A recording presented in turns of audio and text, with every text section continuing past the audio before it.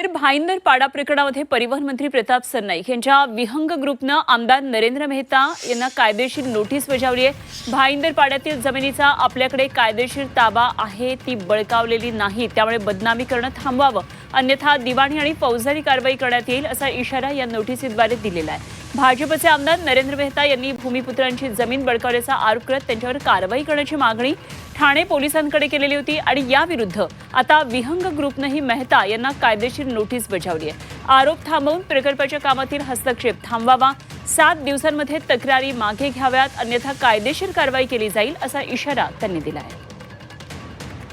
काळजी करू नका, ते पेल्यातलं वादळ आहे।